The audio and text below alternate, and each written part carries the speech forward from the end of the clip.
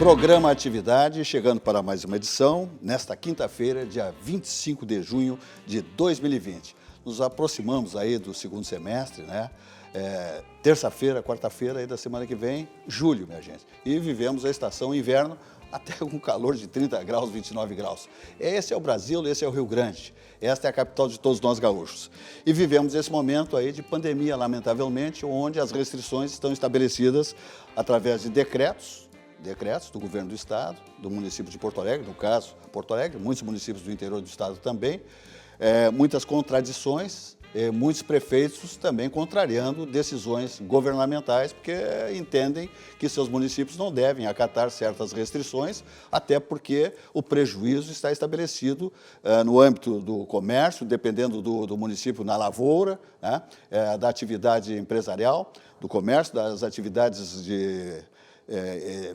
enfim, que estabelece aí o profissional liberal. É uma situação muito complicada para as pessoas buscarem, como eu digo, o pão nosso de cada dia. Está muito complicado. Então, estamos trabalhando em defesa da vida, sim, mas também temos que sustentar as famílias. Tem pessoas aí que não têm mais sustento, não têm condições financeiras de passar no supermercado, enfim, fazer as suas compras para a alimentação do dia a dia. A situação é muito crítica e muita gente não se dá conta disso. A máscara é importante? Sim, não. O isolamento é importante? O confinamento? Sim, não. Várias vertentes tem pelo mundo afora. A gente não sabe qual é o melhor caminho para enfrentar a Covid-19. Ou o Covid-19. Então, é uma situação muito complicada, ok? Vamos adiante, programa Atividade, 27 anos no ar, sempre ao vivo. Estamos aqui com patrocínio do Grupo Zafre, 85 anos, e do Banrisul. Hiper Zafre e Bourbon, Supermercados Zafre. Tranquilidade nas compras do Supermercado Zafre, todos colaboradores do Grupo Zafre devidamente protegidos, ok? E também para os clientes Zafre, também proteção, carrinhos higienizados, etc. e tal, distanciamentos estabelecidos, tudo que o regramento estabelece. E Banrisul, o grande banco do Sul, o banco da nossa terra, o banco que estende a mão a todos nós gaúchos na hora que mais necessitamos.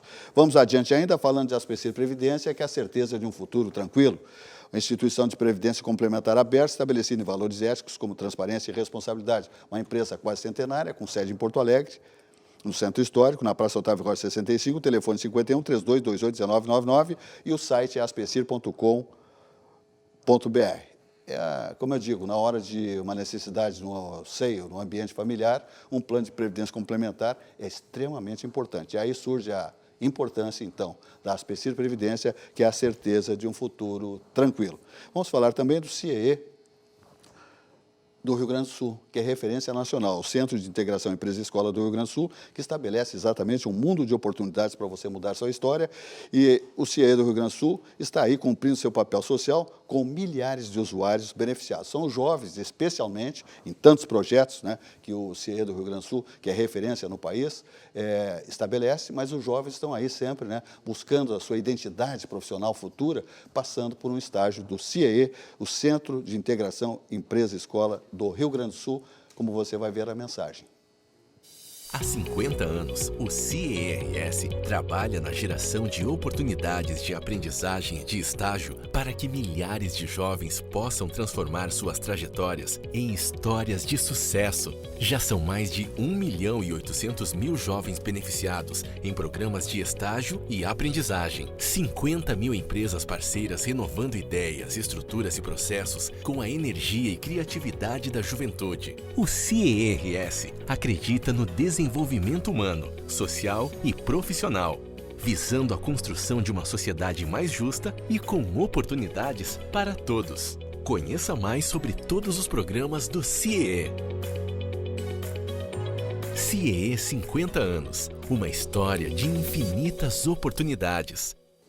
Muito bem, vamos adiante falando um pouquinho de Banrisul, o grande Banco do Sul. Minha gente, na hora das necessidades, pessoa física, pessoa jurídica, Banrisul, eles tendem a mão a todos nós gaúchos. Os compromissos aí, você não está conseguindo cumpri-los, o Banrisul, você vai lá no seu gerente da sua agência, expõe a sua situação e vai ser resolvido. São as taxas mais civilizadas do mercado, do segmento bancário, e tudo, se você tem compromissos mensais, o banco está oferecendo muitas condições para que você, nesse período complexo, onde muitas pessoas não têm o direito de trabalhar, o banco resolve. O banco tem o sentimento solidário.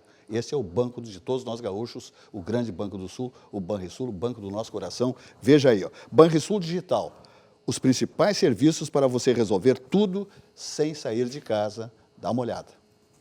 Estamos vivendo um momento diferente, de se resguardar e proteger o próximo.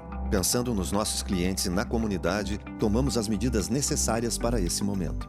Conte com os canais digitais do Banrisul e procure o atendimento presencial só quando for indispensável.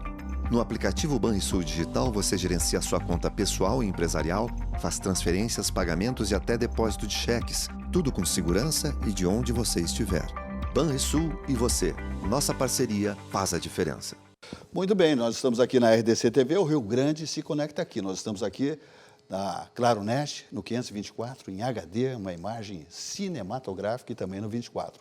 Nós, por aí, invadimos os principais municípios do estado do Rio Grande do Sul, os mais populosos. Estamos também invadindo o planeta Terra pelas plataformas digitais. Estamos ao vivo em rdctv.com.br, estamos no YouTube em RDC TV Digital, no Facebook e no Instagram. Então não assiste a RDC TV, o Rio Grande se conecta aqui, quem não quer. Nós estamos aí sempre conectados com o mundo, recebendo mensagens de conterrâneos nossos lá na China, na China, meu Deus, no Canadá, na Europa, nos Estados Unidos, no Mercosul, no continente verde e amarelo chamado Brasil. Assim funciona o nosso programa há 27 anos, sempre ao vivo, e a nossa emissora, a RDC TV, onde o Rio Grande se conecta aqui.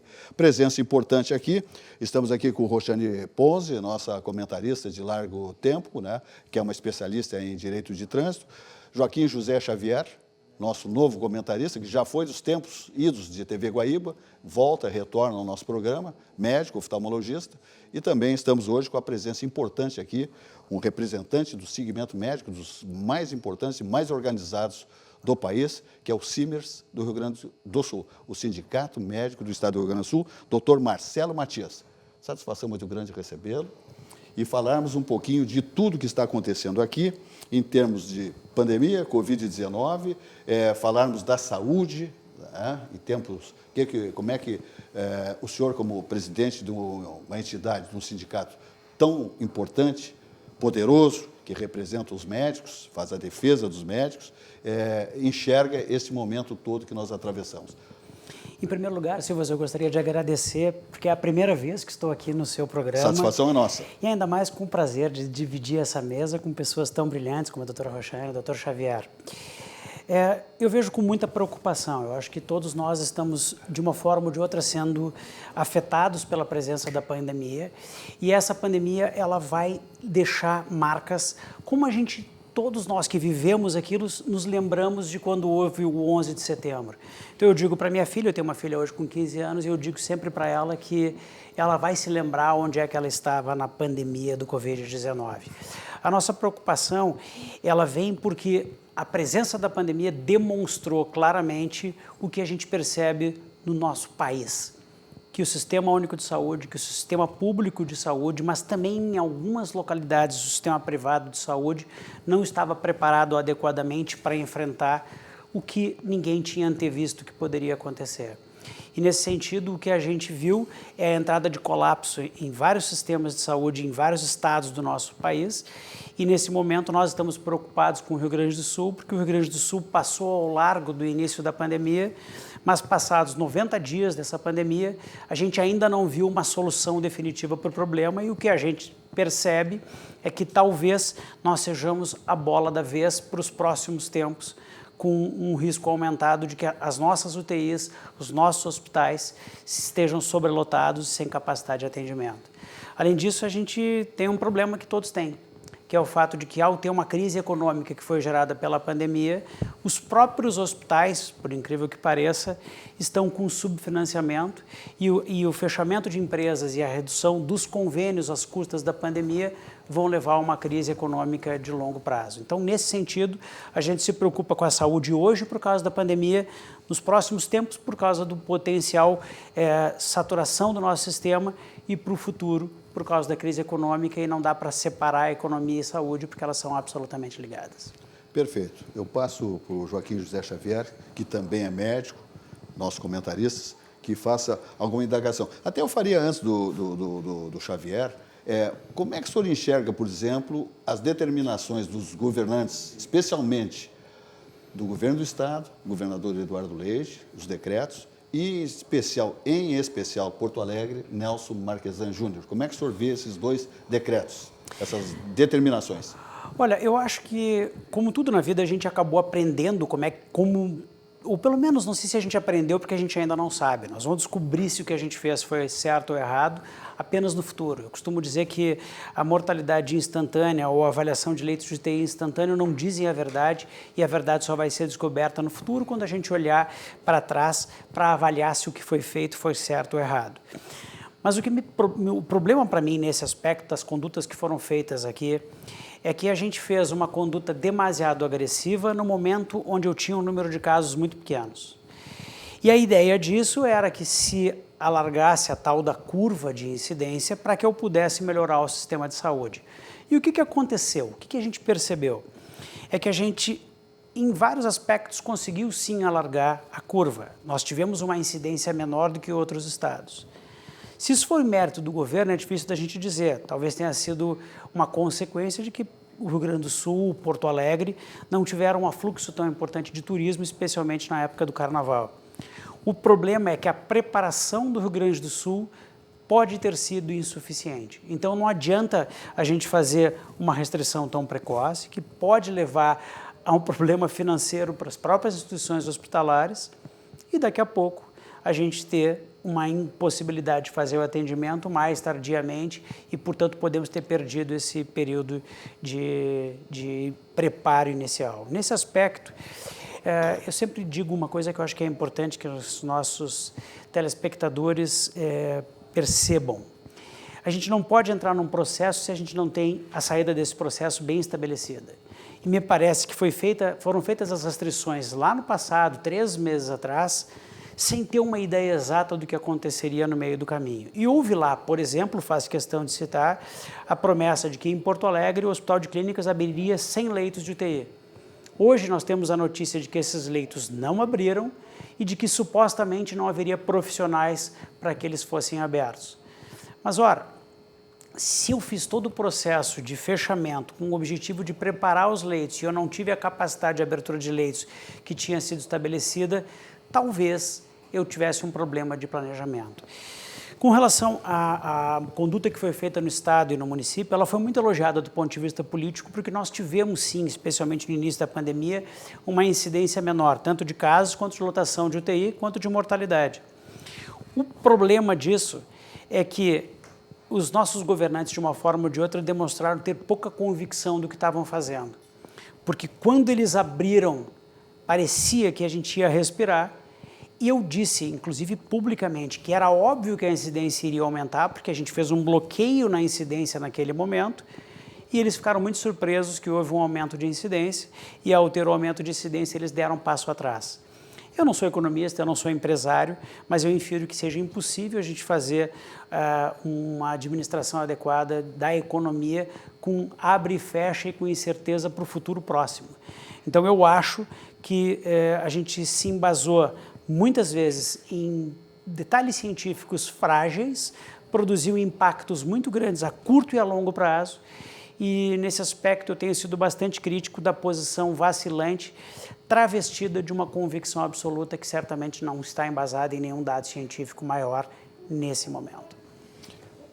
Aproveitando, Marcelo, que é uma satisfação também te ver, e tu falaste agora sobre o ocorrido no Clínicas.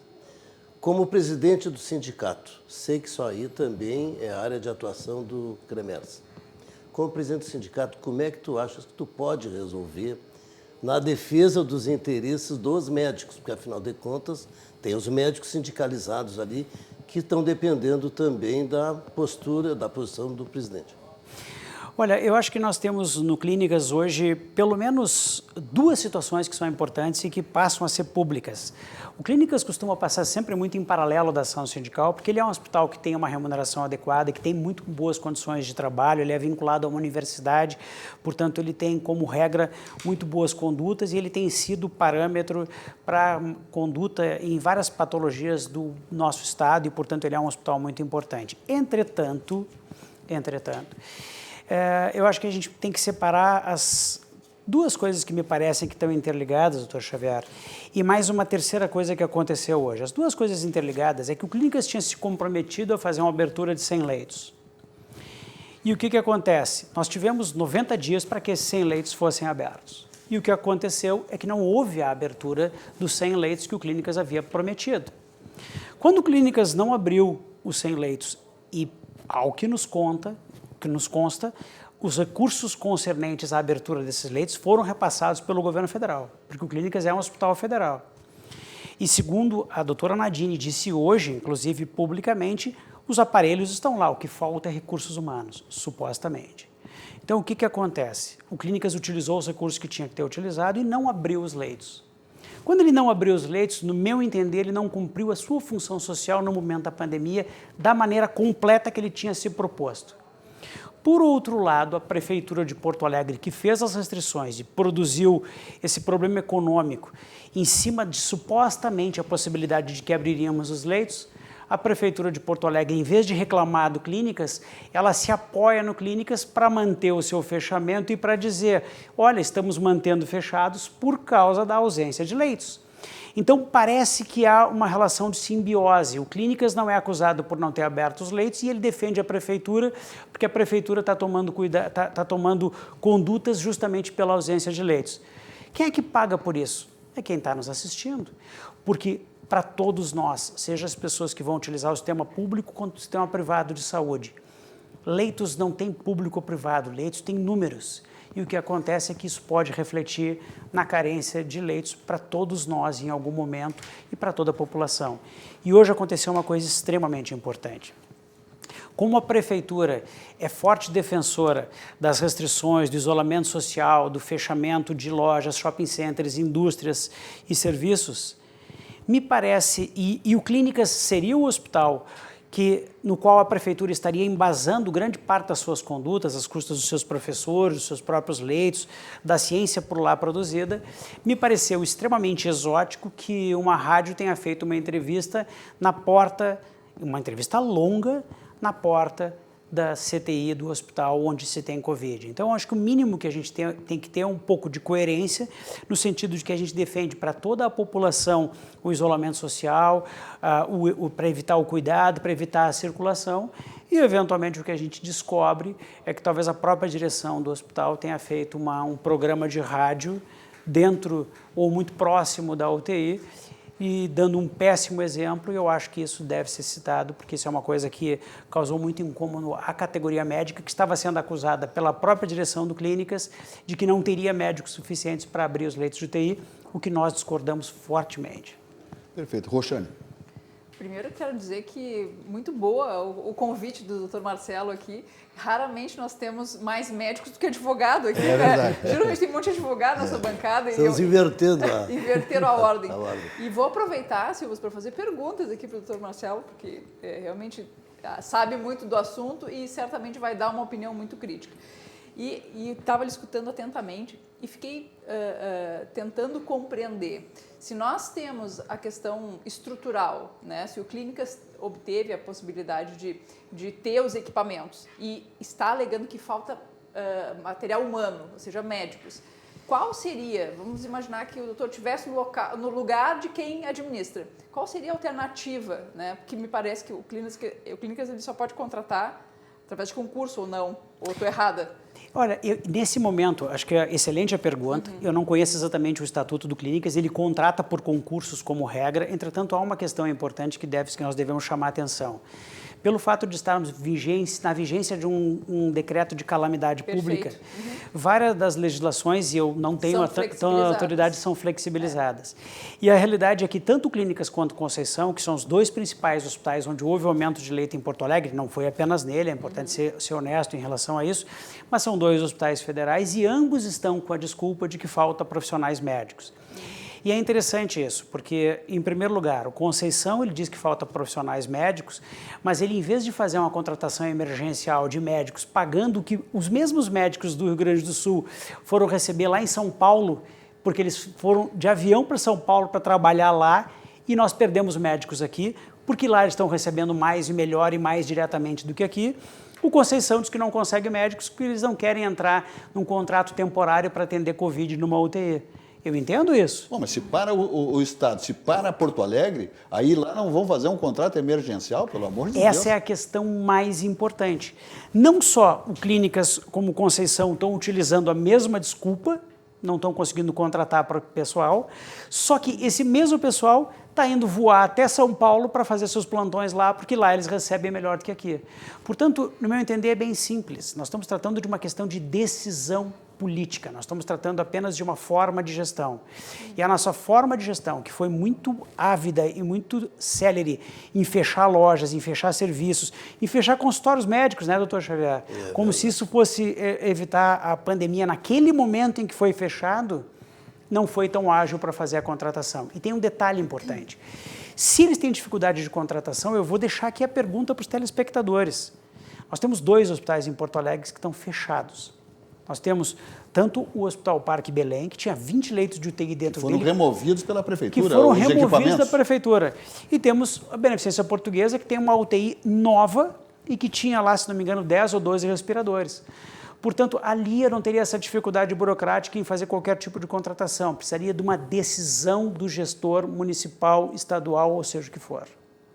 Então, me parece incongruente quando eu fecho leitos de UTI dentro de uma cidade e não abro os leitos que eu deveria ter aberto, porque eu não consigo pessoal.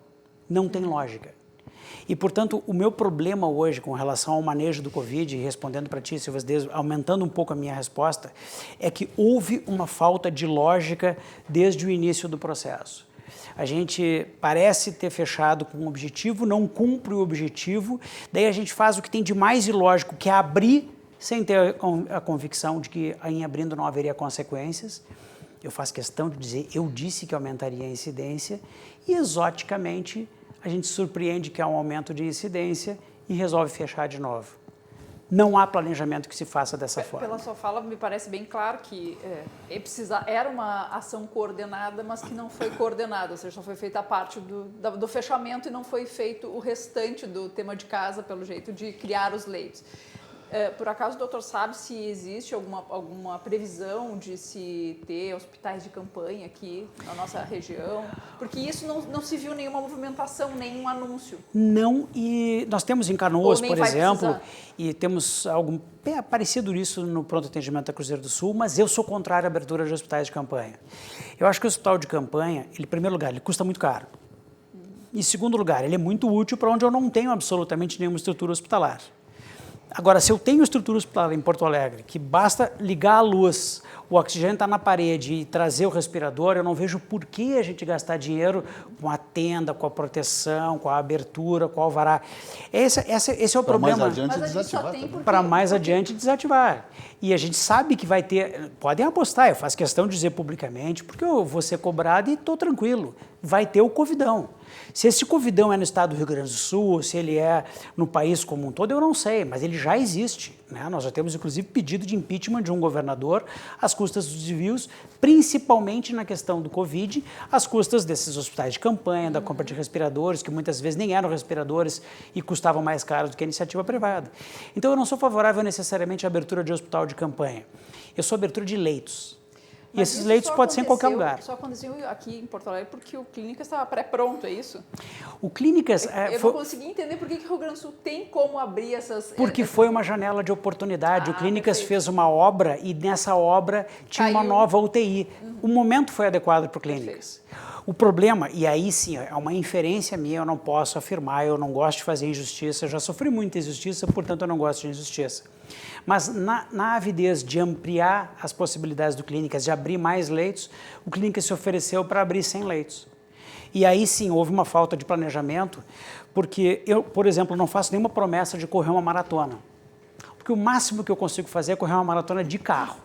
Então, eu não prometo correr uma maratona se eu não vou conseguir. Se o Clínicas se pressupôs e fez propaganda em cima disso, que abriria 100 leitos, ele teria que ter aberto 100 leitos. E se o Clínicas fez essa proposta sabendo que não poderia, o Clínicas errou. E se a prefeitura aceitou a proposta do Clínicas e não cobra adequadamente, ou aceita a desculpa do Clínicas e transfere para a falta de profissionais, quando ela sabia que o planejamento dela dependia desses leitos, ela também errou. E, portanto, eu faço questão absoluta de dizer o seguinte: os gestores, de uma maneira geral, estão atuando de maneira, no mínimo, vacilante. E o que acontece é o seguinte: nossos telespectadores, nós mesmos aqui na mesa, as nossas famílias, todos estão expostos a um risco de ter um grau de desassistência, de acabar tendo que fazer o que fizeram na Itália, que é escolher quem é que vai ocupar o leito, porque de uma forma mais global a gente não teve a conduta adequada feita. E detalhe, eu nem acho que a restrição absoluta ou o lockdown, ou esse lockdown horizontal que foi feito aqui, seja necessariamente a solução de ouro. Eu acho que nós só vamos descobrir qual é a solução de ouro mais tarde. Nesse momento, a gente ainda não sabe. Dr. Marcelo Matias, presidente do CIMERS, Sindicato Médico do Estado do Rio Grande do Sul. Como é que a comunidade pode absorver e entender o confinamento, as determinações dos nossos governantes, se faltam medicamentos? Há pouco tempo estava um terror aí de medicamentos. Teve aqui o presidente do CREMERS, tá? Dr. Isaia, e dizendo, olha, estamos vivendo um momento de falta de medicamentos. Então, é uma imprevisão, né? Porque se está aumentando o número de infectados, tem que ter, não adianta internar se não tem medicamento e tal. Nós temos aqui falta de recursos humanos, não há uma visão nesse campo. Pô, o decreto vem, fecha, para tudo, sim, mas e lá na ponta não está funcionando. Né? Temos também a desativação de leitos, como aconteceu lá em Belém Novo, Belém Velho, né? Onde nós temos lá o doutor Pereira, que comanda lá, e temos também, não foram instalados novos leitos, como estava previsto também, além da desativação de leitos para a Covid-19. Aí como é que a população vai entender isso aí? Olha, eu acho que a população tem todo o direito de ter dúvidas, porque nós que estamos envolvidos diretamente no processo não temos as respostas. Eu acredito que o Dr. Xavier vai concordar comigo. A gente que está envolvido diretamente com isso, muitas vezes não entende certos passos que são tomados. E, portanto, eu vou só para apimentar um pouco essa nossa conversa, Silva, pense comigo aqui. Se o objetivo do afastamento social é algo mais um afastamento social horizontal e só as atividades mais essenciais devem ficar abertas para a manutenção da vida, eu pergunto se obra de viação pública em Porto Alegre é uma obra que não poderia aguardar um período maior para ser realizada. Olha, eu passei 3 anos aguentando a cidade toda esburacada, eu não preciso que sejam consertadas essas obras. Talvez o fato de que os ônibus de Porto Alegre, se a gente olhar em São Paulo, houve uma determinação que foi completamente absurda. Em São Paulo, a gente teve, por exemplo, a restrição do número de ônibus. Então, as pessoas simplesmente... a restrição da circulação de automóveis. E o que acontecia? Houve o abarrotamento de pessoas dentro do transporte público. E hoje já se sabe que o transporte público é um dos principais locais de contaminação. Então, quando a gente olha, a vacilação foi muito grande. Parte dela, eu digamos assim, perdoo pelo fato de que nós, de alguma forma, estamos aprendendo a pilotar o nosso avião durante o voo, eu reconheço isso, mas outra parte foi por uma questão de decisão totalmente atabalhoada e inadequada, e muitas vezes a política entrou na frente da ciência médica. Então, isso eu não gosto. É um assunto que, infelizmente, eu fiz todo o possível, desde o início da pandemia, a não politizar. E eu sempre disse, é muito fácil bater em gestor quando a gente tem uma crise como essa. Então, é extremamente fácil para nós do sindicato achar erros em todos os sistemas. Não é esse o nosso objetivo. Entretanto, essa política vacilante, que faz com que a própria população tenha dificuldade de entender, e mais esse próprio isolamento, que pode ser até útil para classes mais altas que tenham a condição de fazer esse afastamento, mas que são impossíveis de ser feitas no coração de uma vila popular, onde as pessoas moram com distanciamento muito pequeno por natureza e andam de transporte público, já mostra que as nossas condutas foram condutas muito mais em sentimentos, em interesses até para o bem dos outros, do que necessariamente numa conduta bem acertada que pudesse ser fincado o pé pela certeza de que estávamos fazendo bem. Perfeito.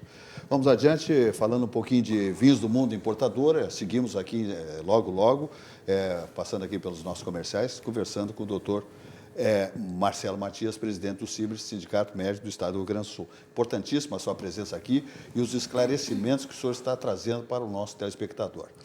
Vamos falar de vinhos do mundo. Agora ingressamos no inverno, é uma hora boa, né, para degustar um vinho maravilhoso, as grandes ofertas de vinhos do mundo importadora. Olha aqui, minha gente, só na Vinhos do Mundo você encontra, né, maravilhas. Combos com promoções, com preços lá no assoalho de rótulos espetaculares. Economize com garantia de qualidade na maior loja de vinhos de Porto Alegre. São mais de 400 rótulos exclusivos para você viver o melhor do vinho. Passe em uma das lojas e confira. Atendimento todo altamente qualificado em todas as lojas de vinhos do mundo, importadora, com várias ofertas de rótulos absolutamente importantes. Essa loja que você está assistindo aí é a Avenida Cristóvão Colombo, 1493, estacionamento, segurança, tudo em um atendimento extraordinário. Vamos agora para Alameda Alípio César, está aí, 203, bairro Boa Vista, esquina com a Nilo Peçanha, também com estacionamento, segurança e um atendimento singular. Vamos lá para a Avenida Getúlio Vargas, 1135, esta loja também espetacular, estacionamento, segurança em todas e atendimento de primeira grandeza, com as grandes oportunidades em valores, preços, parcelamentos no cartão de crédito, etc. e tal. Muitos rótulos importantíssimos em maravilhosas promoções, ok? Telefone 3012-8090, 3012-8090, Vinhos do Mundo Importadora. Muito bem, vamos adiante, dizendo que nós vamos falar aqui agora do CCG Saúde, né? O CCG Saúde sabe que você não pode esperar, por isso implementamos o serviço da telemedicina. Olha aqui, são consultas através de videochamadas com profissionais das mais variadas especialidades.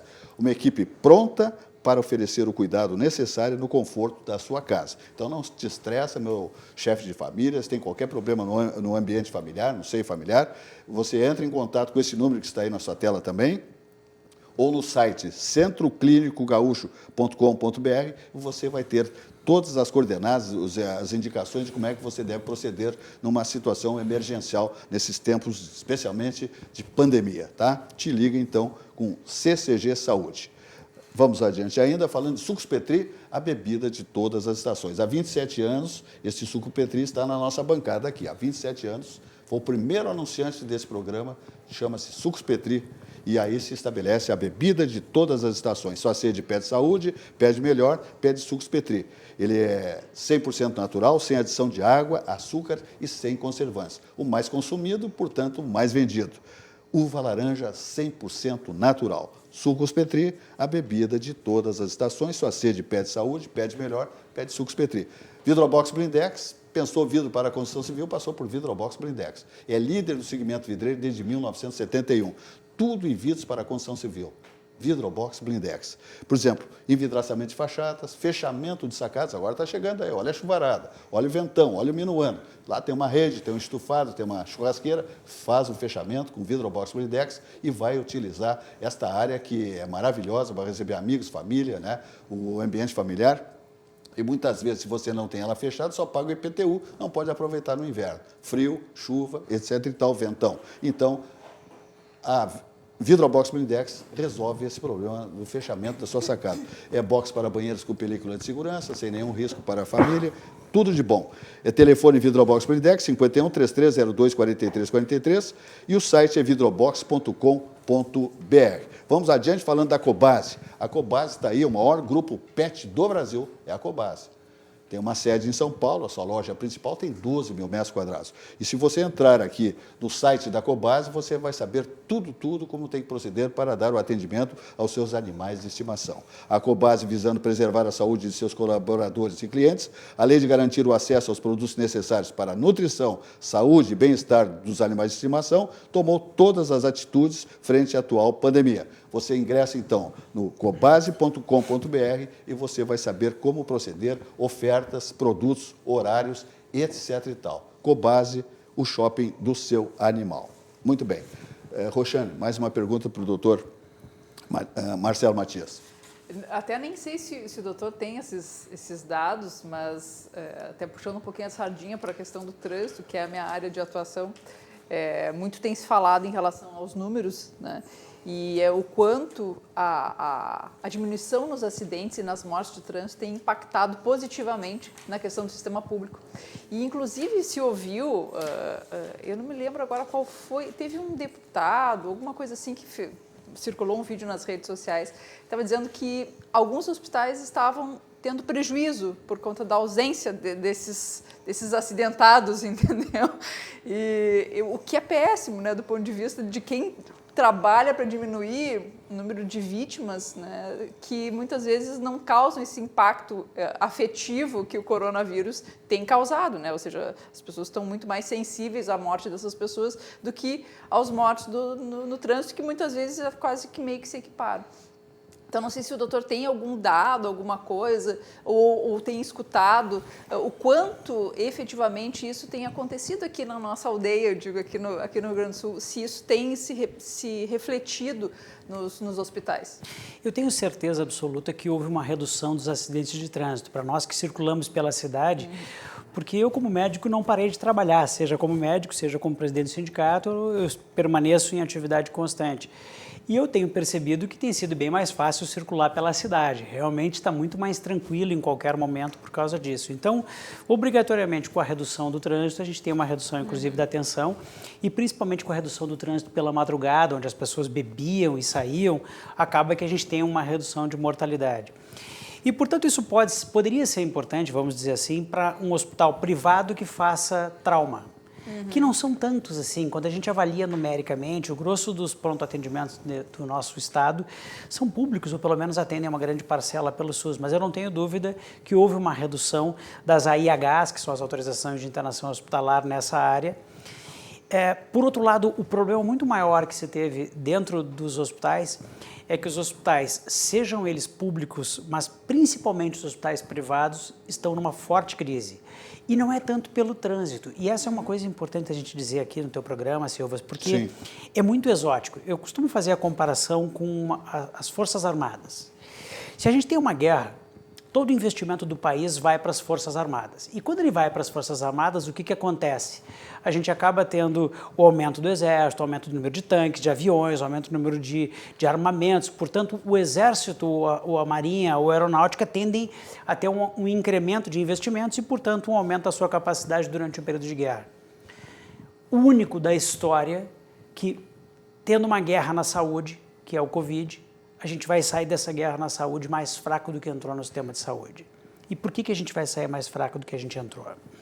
Porque os hospitais, e eu não tenho nenhuma procuração para defender o hospital, mas eu defendo o médico que trabalha em hospitais, porque a gente precisa do hospital para exercer a nossa profissão.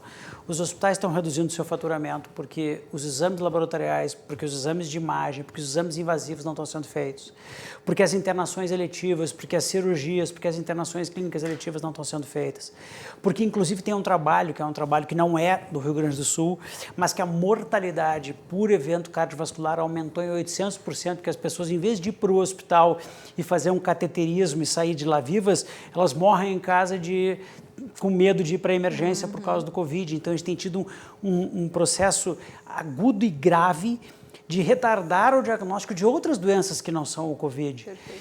E aí a gente vai para hospitais privados, a gente tem andares vazios, blocos cirúrgicos vazios, UTIs que ficaram durante muito tempo vazias porque não haviam as cirurgias. Então, o que acontece? Além disso, como um fator adjuvante que é grave para nós médicos e que é grave para o sistema de saúde, as empresas quebram. Quando a empresa quebra, ela desfaz o convênio com a operadora qualquer que seja, e esse número de vidas que a operadora deixa de atender, ela vai reduzir no consultório do médico, ela vai reduzir na internação do hospital, ela vai acabar aumentando os custos e vai causar desemprego. De tal sorte que nós tivemos, durante a pandemia, e acho que é importante nossos telespectadores ouvirem isso, durante a pandemia nós tivemos demissões de profissionais de várias áreas, mas também de médicos, justamente por causa da crise dos hospitais. Então, o que a gente tem é uma crise que é completamente fora do senso comum, de que parece que todo o país está voltado para a saúde e a saúde, em vez de estar indo bem, ela está entrando numa crise. Porque é aquela sensação empírica de que supermercado, farmácia e hospital estão tudo bem, né? Pois todo mundo ganhando dinheiro. Eu vou garantir que supermercado e farmácia estão muito bem.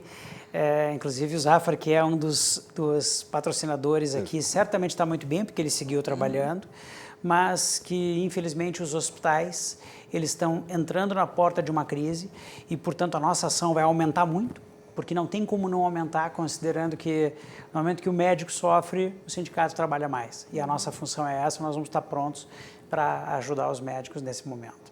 Eu vou abusar mais um pouquinho, Silvas. Queria Sim. fazer uma outra pergunta. Uma coisa que a gente não viu aqui muitas denúncias, né? E eu não sei, certamente o sindicato é o porta-voz. A questão dos EPIs. Como é que estão sendo o fornecimento desses EPIs aos profissionais de saúde?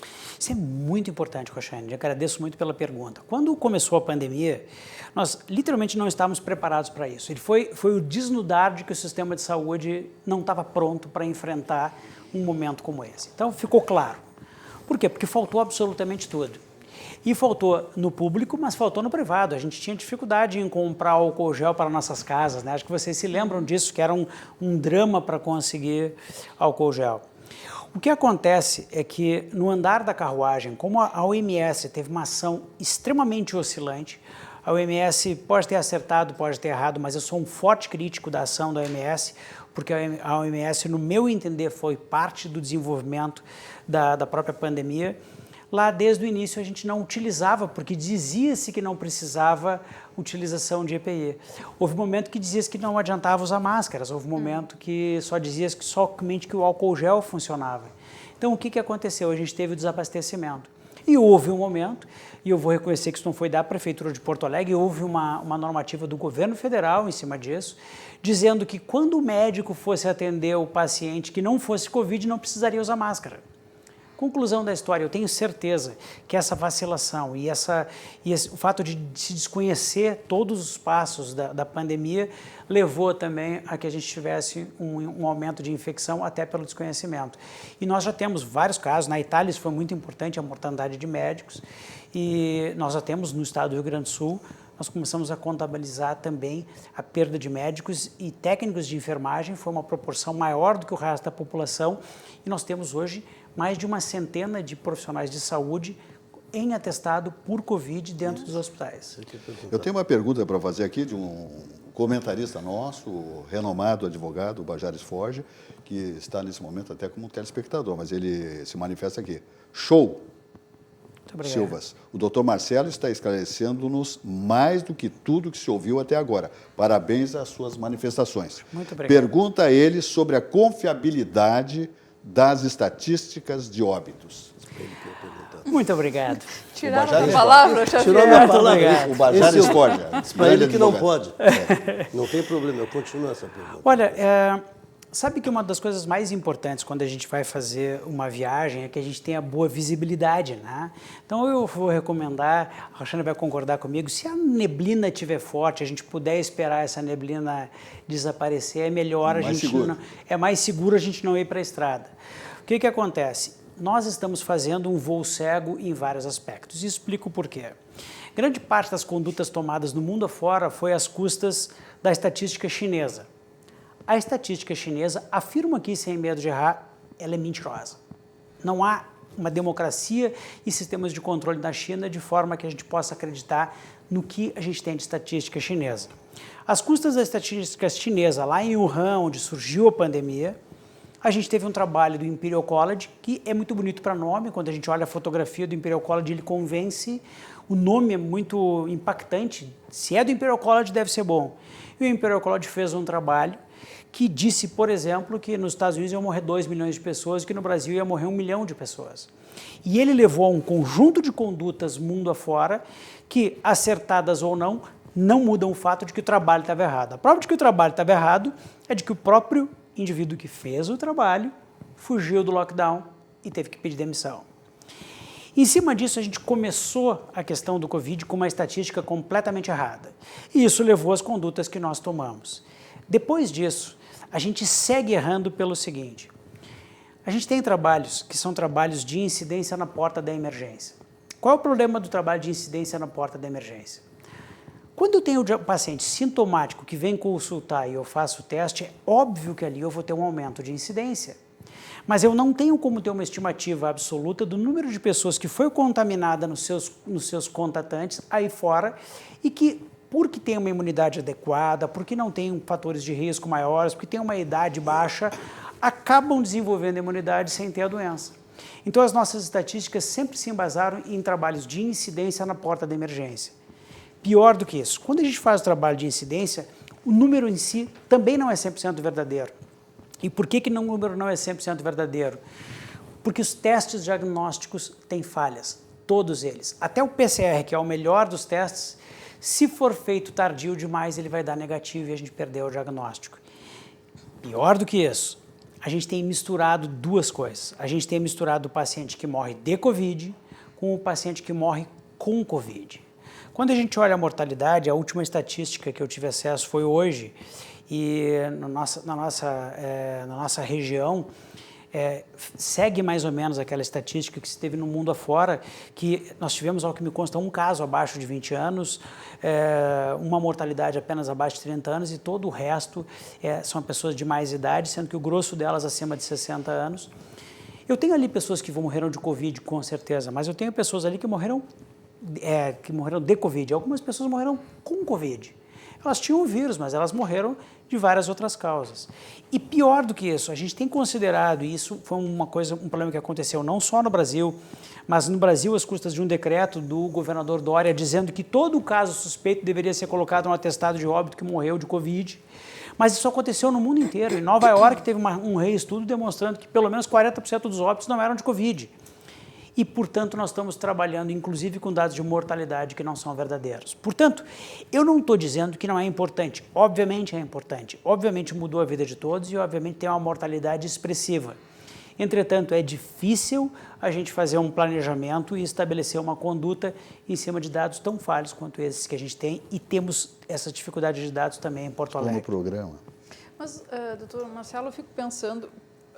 Faz diferença se for de Covid ou com Covid quando a gente pensa do ponto de vista da disseminação do vírus? Porque é importante, eu acho que para o administrador público saber o nível de contágio, quantas pessoas estão contaminadas e, óbvio, como não se tem estudos ainda sabendo se o Covid agravou aquela situação ou não, porque, sei lá, vamos imaginar que só é um cardiopata, tem Covid, ou seja, é uma morte com Covid, morreu por problema do coração, né? Mas a gente não sabe ainda se aquele vírus... influenciou naquele óbito. Isso faz diferença? Vou explicar por que faz e vou usar o exemplo que é da tua natureza e não da minha. Vamos supor que eu esteja infectado agora por Covid. E eu saio daqui e tenho um acidente de trânsito. E eu faço um traumatismo crânioencefálico. E fazem o teste de rotina e eu tenho Covid. E eu morro pelo meu traumatismo crânioencefálico. Eu morri com Covid ou eu morri de Covid? Isso aí. Por que isso é diferente? Porque o que está fazendo com que se faça as restrições, com o que está se fazendo com que feche as empresas, o que está fazendo com que a gente tenha os cuidados que a gente tem, é justamente a incidência de doença por Covid. Então é fundamental a estatística mais correta. Quanto mais correta for a estatística, melhor vai ser o planejamento. Mas o número de mortes, ele está influenciando ou é o número de contaminados? Não, o número de contaminados a gente não sabe. Eu achei que fosse como é que eu vou dizer, uma análise das duas coisas, entendeu? Não é, infelizmente. Olha só, eu vou entrar num cientifiqueza aqui, mas eu prometo que as pessoas que estão nos assistindo vão entender.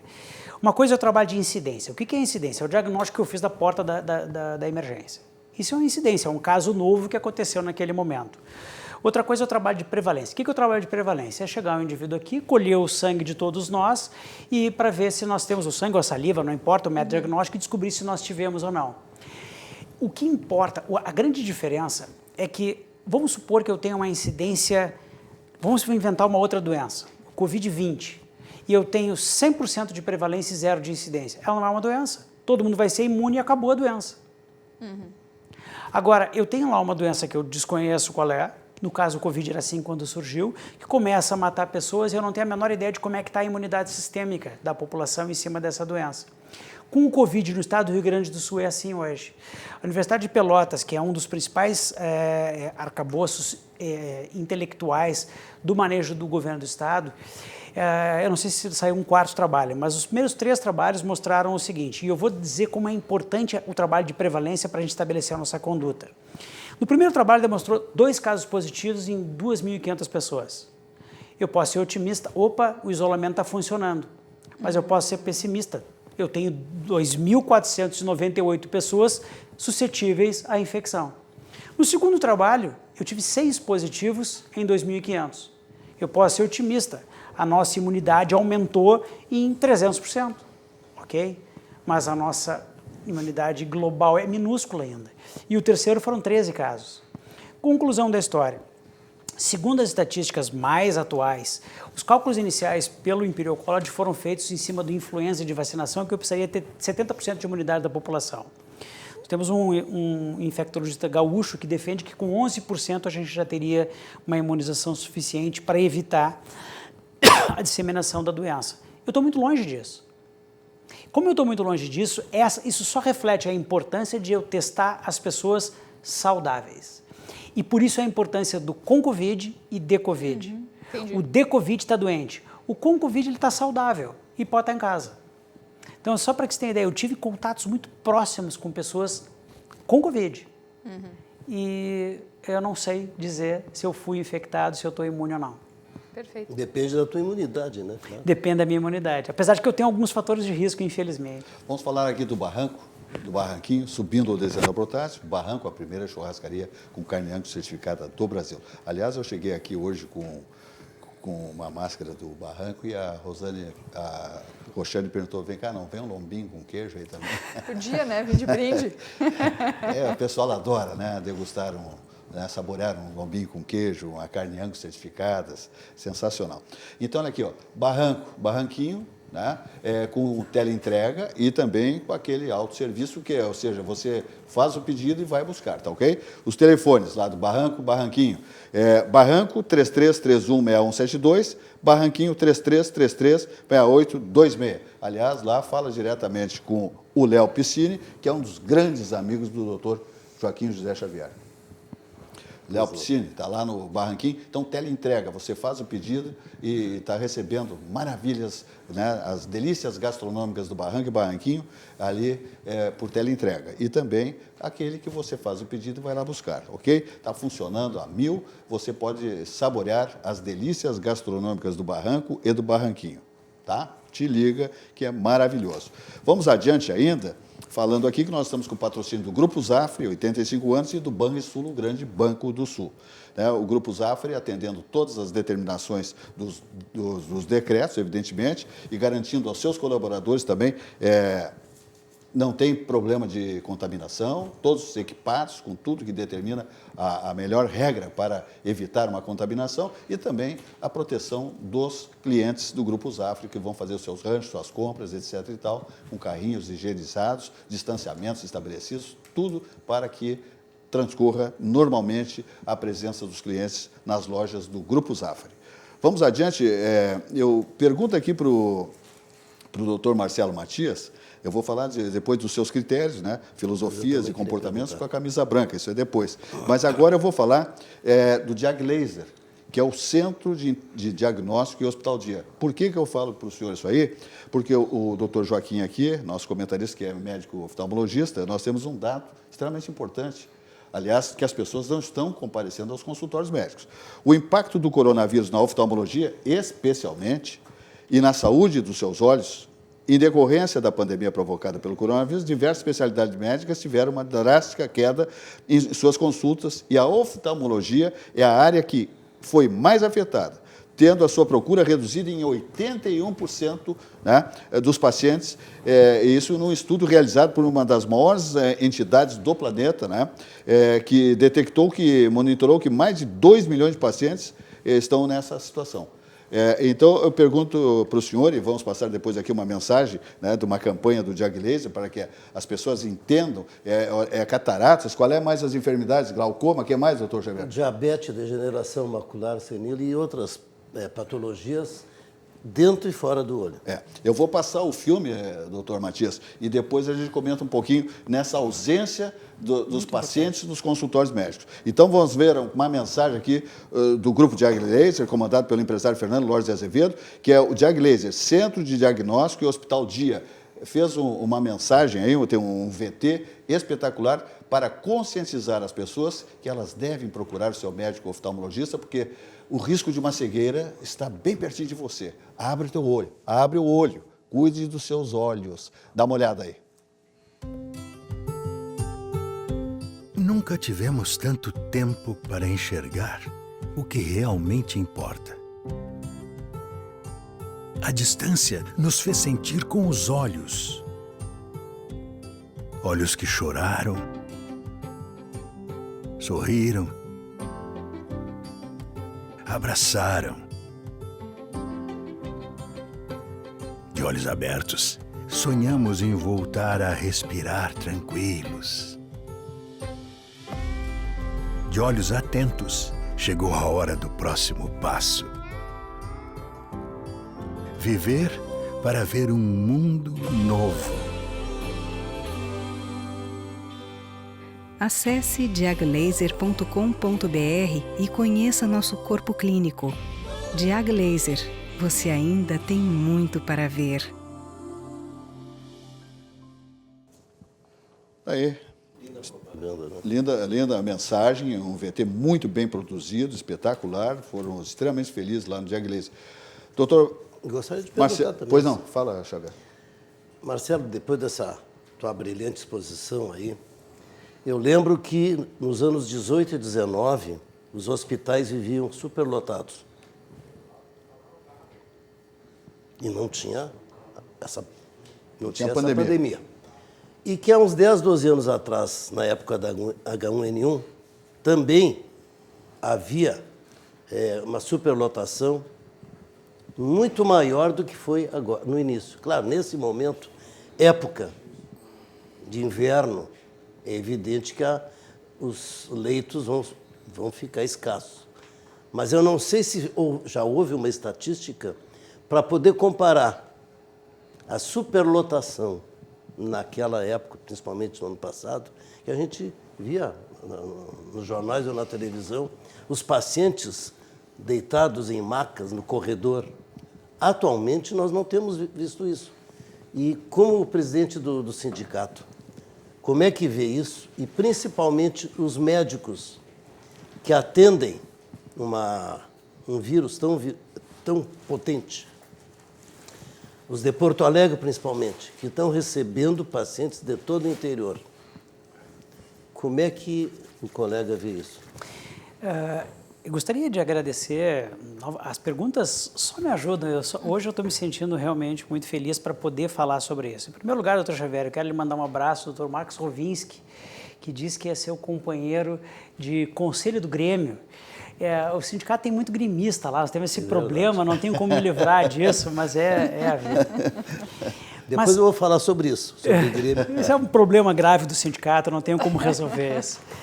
A segunda coisa mais importante, me parece, em relação ao que nós estamos tratando, doutor Xavier, é o seguinte: sim, tem estatística, e o senhor está absolutamente certo. Se a gente fosse pegar a mesma época do ano passado, eu até acho que o clima estava um pouquinho diferente, mas a gente cansava de ter UTIs lotadas e a regulação do Estado mandando pacientes por vaga zero. O senhor sabe o que eu estou dizendo, né? Então, UTIs lotadas, de repente a regulação diz, não, esse paciente vai ter que ir, independente da existência ou não de leito, porque são uma necessidade. E o próprio Hospital de Clínicas frequentemente fechava a sua emergência porque estava lotado por outras patologias.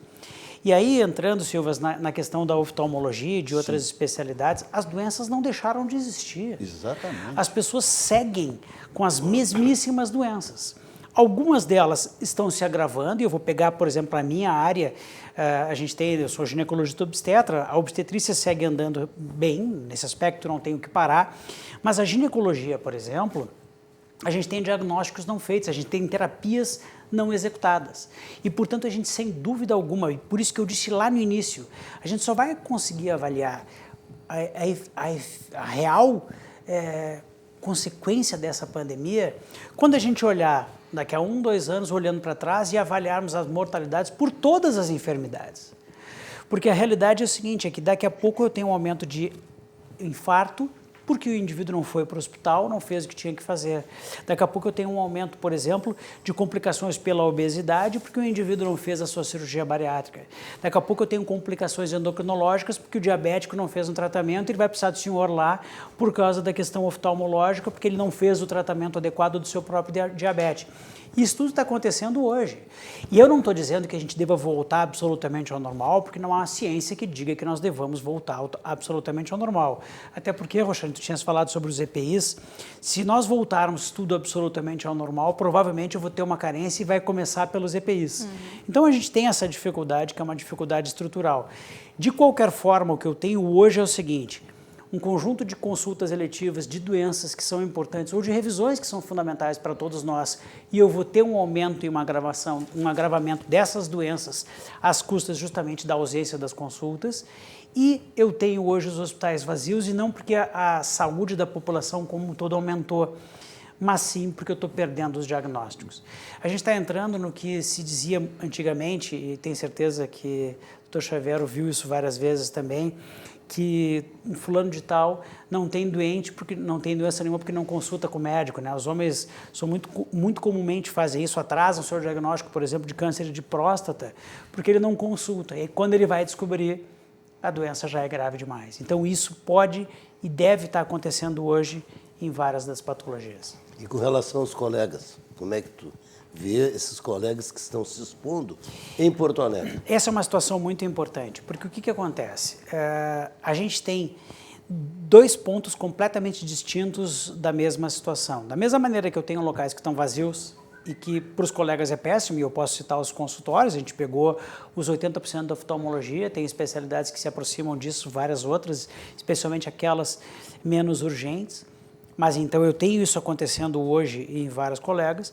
Por outro lado, eu tenho um colega que está dentro da UTI hoje, que trabalha sob forte pressão, diante de uma carência de EPIs muitas vezes, e a gente não pode pegar nem Porto Alegre como exemplo, porque se eu pego Clínicas, Conceição, a quantidade de EPIs ainda é mais adequada, mas a gente vai para o interior, a gente não tem uma mesma capacidade de EPIs dentro das estruturas, e o que eu tenho é um aumento, inclusive, de adoecimento desses colegas.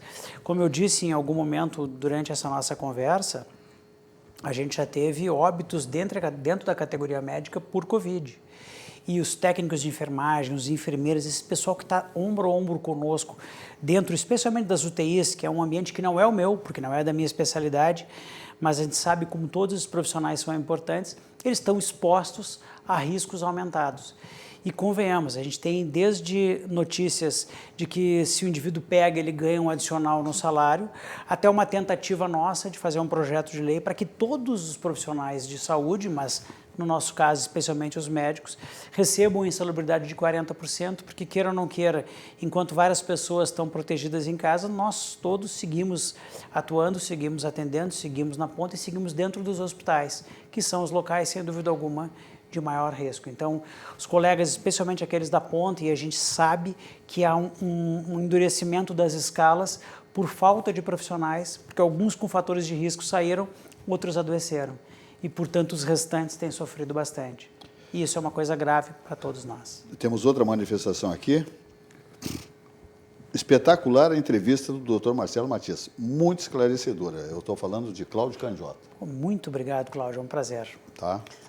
Tivemos aqui do Bajares Forja também, que é aquele outro que se manifestou, entre outros aqui. Então, os cumprimentos aí para o senhor aqui, porque realmente o pessoal está se manifestando. Coisa boa. E a sua manifestação é muito fácil do pessoal entender, o senhor compreende? O senhor faz uma linguagem que é fácil do telespectador. Didática, né? Didática, que é fácil do nosso telespectador interpretar e avaliar, enfim, né? Muito bom. Vamos deixar, então, a nossa conversa um pouco mais light, dentro desse mesmo assunto, perguntando para ele. Por que, na tua opinião, que Grêmio Internacional, os jogadores são tratados da melhor maneira? Não existe nenhum jogador com Covid. Não podem treinar. Qual é a razão? Se a população tem dificuldade do tratamento, por causa das estruturas deficientes, mas em Grêmio Internacional não falta nada disso. Tem estrutura sobrando. E tem controle, tem médicos, tem nutricionistas. E atletas absolutamente saudáveis. Saudáveis. Completamente. Qual é a tua visão disso? A minha visão é que a gente cai numa pergunta anterior na qual várias das condutas carecem de uma certa lógica.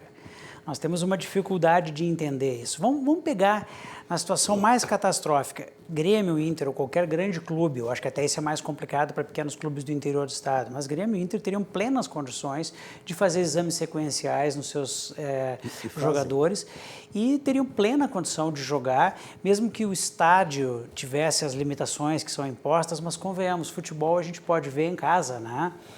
E como o meu objetivo é que os gremistas não fossem ao estádio, é o momento para... Só uma brincadeira, nem sou tão colorado assim. Já te falaste no Marcos, né? Mas é uma coisa que não haveria, no meu entender, toda essa justificativa. Porque é estranho, são jovens, são magros, são saudáveis, têm estruturas de saúde de primeiríssima linha à sua disposição e ficam Por isso que é de estranhar, né? Muito. Perfeito. Estamos aqui conversando, então, com o Dr. Marcelo Matias, presidente do CIMER, Sindicato Médico do Estado do Rio Grande do Sul. Temos uma notícia importante de trânsito aqui, de código de trânsito, enfim. O que tens aí, Roxane? Sim, vamos ter aí uma mini reforma, eu acho que no Código de Trânsito. Vamos ter, né? Porque essa história ainda já falei em vários momentos aqui, Silvas. Sim. É aquele velho projeto do Jair Bolsonaro Sim. que foi aprovado agora pela Câmara dos Deputados ontem e ainda precisa, obviamente, passar pelo Senado para que tenha efetividade. Ele foi desnaturado, né, na sua essência, porque muitas daquelas propostas acabaram não se mantendo depois. Mas eu acho que um dos pontos mais polêmicos e que vai realmente afetar a vida do cidadão, né? Tem outras questões ali que trata, por exemplo, de competência do CONTRAN, Ministério da Infraestrutura, enfim, mas o que vai impactar a vida do cidadão provavelmente vai ser a questão da pontuação, né? O presidente sugeriu que passássemos dos atuais 20 pontos para suspender a carteira para 40 e, né, durante as discussões aí do projeto, não foi nem tão ao céu e não tão ao inferno, né? Se chegou a um consenso, porque pelo projeto que foi aprovado, e se for mantido, e é bem provável, assim, meu sentimento é que bem provável que ele seja mantido pelo Senado, nós vamos ter 3 níveis de 3 limites diferentes em relação aos pontos. Se o cidadão não cometer nenhuma infração gravíssima, e agora eu dou um exemplo de uma infração gravíssima que é avançar sinal vermelho. Se ele não cometer nenhuma infração gravíssima em 12 meses, o limite dele vai ser de 40 pontos. Caso ele tome uma infração gravíssima nesse período, o limite dele já não vai mais ser 40, vai para 30. E se ele cometer reincidir 2, né, ou mais infrações gravíssimas, aí ele vai estar nos 20 pontos. Essa regra não vale para os motoristas profissionais, que independente do número de infrações, sejam gravíssimas ou não, vai ser 40 pontos. Isso certamente vai impactar bastante, porque nós estamos falando, por exemplo, de um estacionamento proibido, né? Ou então falar ao celular, não é digitar, não é manusear, é falar ao celular, que são infrações que não são gravíssimas.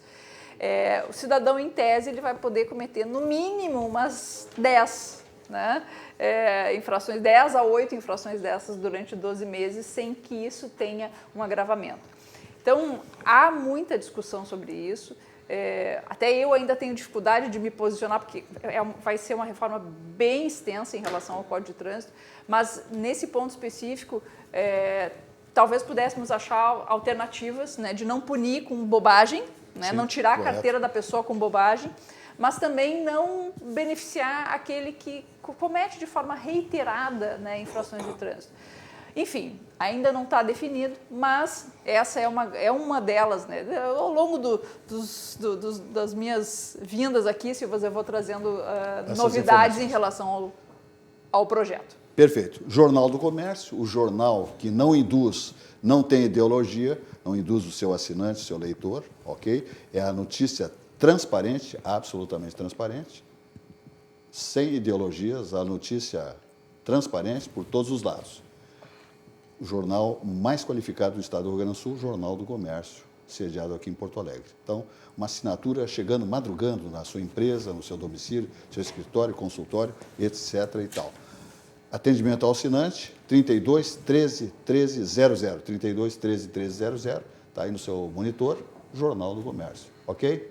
Então, tá aí os contatos. O melhor jornal, não tem ideologia, é a notícia por todos os lados. E todas as editorias que um jornal deve ter, que se preze, tem o Jornal do Comércio. De esporte, colunismo social, gastronomia e a essência do Jornal do Comércio, que é economia e negócios. Ok? Te liga então. A melhor assinatura que você pode fazer, o melhor investimento para a sua leitura diária é o Jornal do Comércio.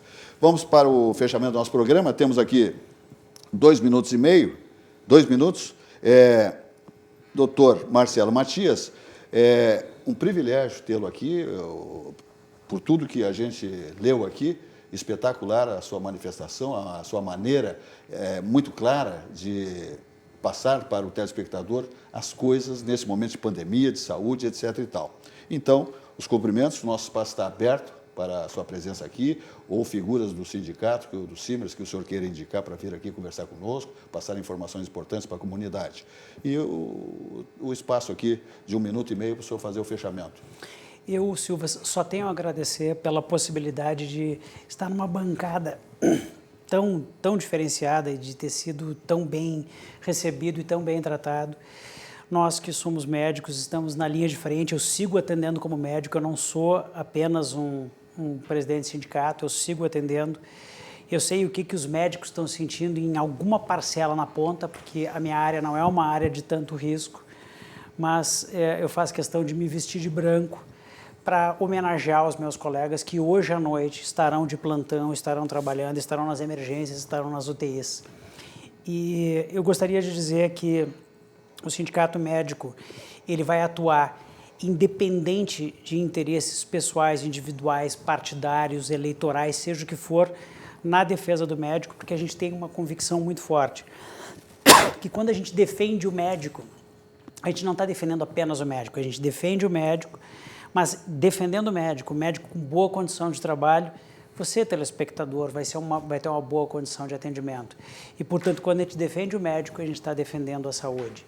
Eu acho que nessa pandemia, a categoria médica, junto com todos os outros trabalhadores nas áreas fundamentais, que vai desde o pessoal dentro do hospital, mas também fora, aqueles responsáveis pela nossa infraestrutura, são heróis que estão colocando a sua saúde, a sua vida em risco em nome da coletividade. Portanto, eu tenho muito orgulho de poder falar em nome de uma categoria que eu tenho a honra de fazer parte e que me deu a felicidade de eu poder representá-la, especialmente em ambientes tão maravilhosos quanto esse, com um público que nos assiste, que realmente é, em grande parte, o motivo da nossa luta e do nosso trabalho diário. Um prazer muito grande realmente estar presente aqui. Parabéns, doutor Marcelo Matias, uma satisfação muito grande, mais uma vez, o espaço aberto aos Simers, ao senhor, Sindicato Médico do Estado do Rio Grande do Sul. Minha gente, o programa se despede. Amanhã, como acontece há 27 anos, sempre ao vivo, mais uma edição do nosso programa Atividade, às 19 horas. Boa noite e até lá.